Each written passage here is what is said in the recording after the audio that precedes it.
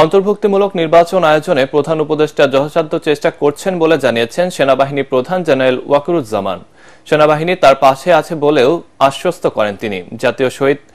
জাতীয় শহীদ সেনা দিবস উপলক্ষে আলোচনা অনুষ্ঠানে নিজেদের মধ্যে কাদা ছুড়াছুড়ি করলে দেশের স্বাধীনতা ও সার্বভৌমত্ব রক্ষা করা সম্ভব হবে না বলেও সতর্ক করেন তিনি। রাসনা দাস জানাচ্ছেন বিস্তারিত।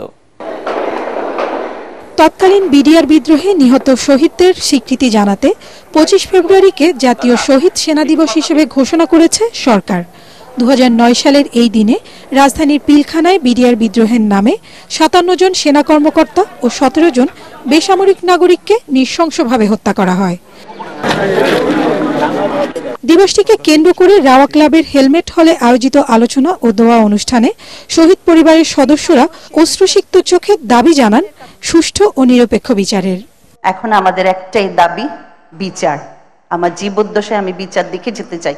এ সময় সেনা, নৌ ও বিমান সহ 3 বাহিনীর প্রধানরা শহীদ পরিবারগুলোর সাথে একাত্মতা প্রকাশ করে বলেন, এই ঘটনা দেশের ইতিহাসকে কলঙ্কিত করেছে। বাহিনীর এবং দেশের আর কিছুটা হলেও স্বীকৃতি মিলেছে বলে আমি বিশ্বাস করি। সেনাবাহিনীর প্রধান জেনারেল ওয়াকারুজ্জামান বলেন, বিডিআর হত্যাকাণ্ডে জড়িতরা শাস্তি পাওয়ার যোগ্য। বিচারিক ব্যবস্থাকে অন্যদিকে প্রবাহিত করার চেষ্টা করলে তা কারো জন্যই ভালো হবে না বলেও সতর্ক করেন তিনি। এই বর্বরতা কোনো সেনা সদস্য করেনি, সম্পূর্ণটাই তদানীন্তন বিজিবি সদস্য দ্বারা সংঘটিত। বসুন্ধরা ডায়াপেন্ট এখন আরো উন্নত। এই হট এয়ার থ্রো টপশিট দ্রুত শোষণ করে সোনামণিকে দেয় কোমল অনুভূতি। Full stop. এখানে কোনো ইফ এবং বাট নাই। এখানে যদি ইফ এবং বাট আনেন, এই যে বিচারিক কার্যক্রম এতদিন ধরে হয়েছে, সেই বিচারিক প্রক্রিয়া ব্যাহত হবে। যে সমস্ত সদস্য শাস্তি পেয়েছে তারা শাস্তি পাওয়ার যোগ্য। এখানে কোনো রাজনৈতিক নেতৃবৃন্দ এর মধ্যে উপস্থিত ছিল কিনা, ইনভলভ ছিল কিনা, বাইরের কোনো শক্তি এর মধ্যে ইনভলভ ছিল কিনা, সেটার জন্য কমিশন করা হয়েছে। সেনাপ্রধান আরো জানান, নির্বাচনের দিকে এগোচ্ছে সরকার। তবে নিজেদের মধ্যে কাদা ছোড়াছুড়ি বন্ধ না করলে বিপন্ন হবে দেশের স্বাধীনতা ও সার্বভৌমত্ব। এই দেশের শান্তি শৃঙ্খলা রক্ষার দায়িত্ব খালি সেনাবাহিনীর না। 2 লক্ষ পুলিশ আছে, বিজিবি আছে, র্যাব আছে, আনসার ভিডিপি আছে, আমার আছে হচ্ছে 30,000 সৈন্য। আমরা দেশে একটা ফ্রি ফেয়ার অ্যান্ড ইনক্লুসিভ একটা ইলেকশনের জন্য দিকে ধাবিত হচ্ছে এবং তার আগে যে সমস্ত সংস্কার করা প্রয়োজন অবশ্যই সরকার সেদিকে খেয়াল করবেন। নিজেরা যদি কাদা ছোড়াছুড়ি করেন, মারামারি কাটাকাটি করেন, এই দেশ এবং জাতির স্বাধীনতা সার্বভৌমত্ব বিপন্ন হবে। এ সময় সেনাপ্রধান আরো জানান, পিলখানা হত্যাকাণ্ডের বিচারিক ব্যবস্থাকে নিরপেক্ষ রাখতে তার বাহিনীর পক্ষ থেকে সব ধরনের সহযোগিতা করা হবে। রাসনা দাস, ATN বাংলা, ঢাকা। অন্তর্বর্তী সরকারের কিছু ব্যক্তির বিভিন্ন বক্তব্য দেশের ভিতর নানা অস্থিরতার সৃষ্টি করছে বলে অভিযোগ করেছেন বিএনপির ভারপ্রাপ্ত চেয়ারম্যান তারেক রহমান। কুমিল্লা মহানগর বিএনপির সম্মেলনে ভার্চুয়ালি যুক্ত হয়ে তিনি বলেন, জনগণের প্রত্যাশা ডক্টর ইউনূস সরকার নিরপেক্ষতা বজায় রেখে দায়িত্ব পালন করবেন। তারেক রহমান বলেন, মতপার্থক্য থাকলেও একে কেন্দ্র করে গণতান্ত্রিক শক্তি নিজেদের মধ্যে বিভেদে জড়ানো যাবে না।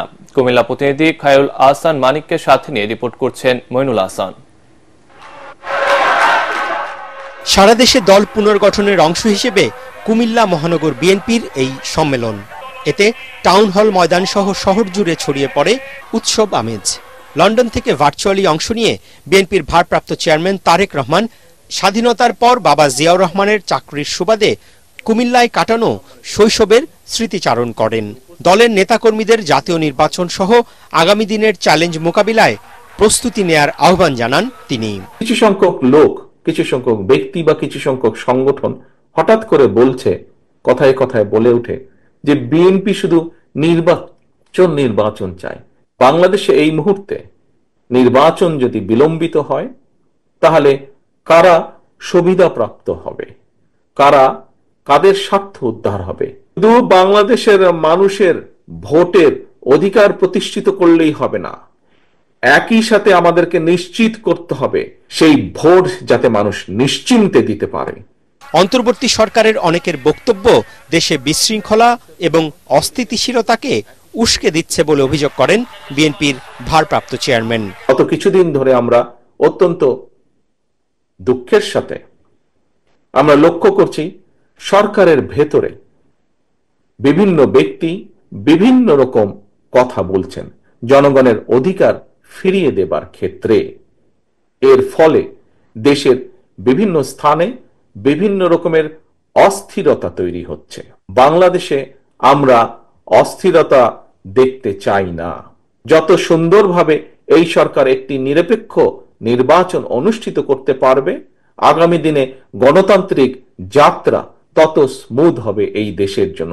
এই তারেক রহমান ব্যক্তি বা দলীয় স্বার্থে রাজনৈতিক দলগুলোকে বিরোধে না জড়িয়ে ঐক্য ধরে রাখারও আহ্বান জানান।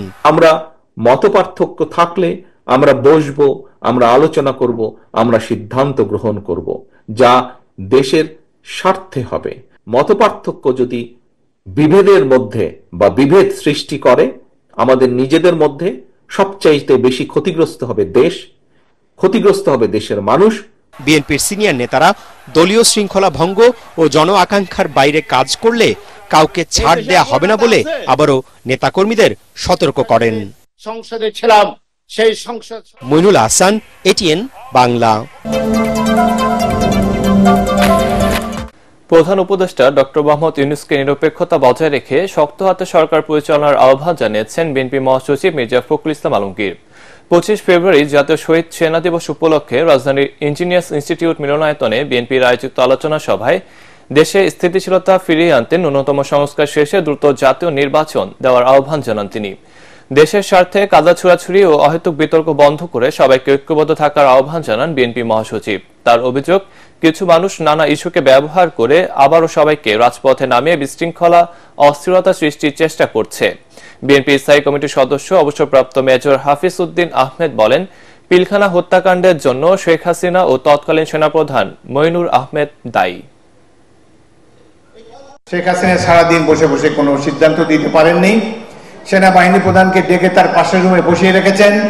এই হত্যাকাণ্ডের জন্য আমি তৎকালীন সেনাপ্রধান মইনুর আহমদকেও দায়ী করব। সুতরাং প্রকৃত ঘটনা যাতে উন্মোচিত হয় সেই জন্য আবারও ভালো করে তদন্ত প্রয়োজন। শেখ হাসিনা আশ্রয় নিয়েছেন ভারতে, সেখান থেকে তিনি চক্রান্ত করছেন, পরিকল্পনা করছেন যে কি করে এই গণ অভ্যুত্থানের এই বিজয়ের সমস্ত ফলাফলকে নস্যাৎ করে দেওয়া যায়। সমগ্র দেশের মানুষকে আহ্বান জানাতে চাই যে আজকে এই কাদা ছোড়াছুড়ি বন্ধ করে, তর্ক বিতর্ক বন্ধ করে সবাই ঐক্যবদ্ধ থাকুন, যাতে ঐক্যবদ্ধ থাকার মধ্য দিয়ে আমরা একটা গণতান্ত্রিক জায়গায় পৌঁছতে পারি।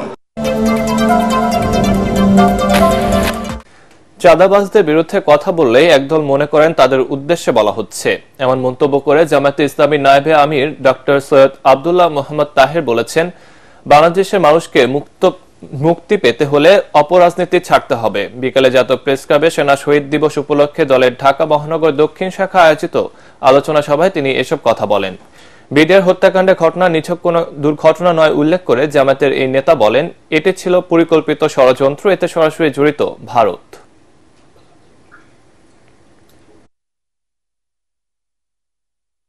আমরা যখন বলি চাঁদাবাজি করবেন না, আপনারা চুলে হাত দেন কেন? মাথায় হাত দেন কেন? আর যদি এটাই আপনাদের কথা হয় তাহলে বলুন জাতির কাছে। সে সাহস তো নাই। অন্যকে গালি দিয়ে রাজনীতিতে মানুষের হৃদয় অর্জন করা যায় না।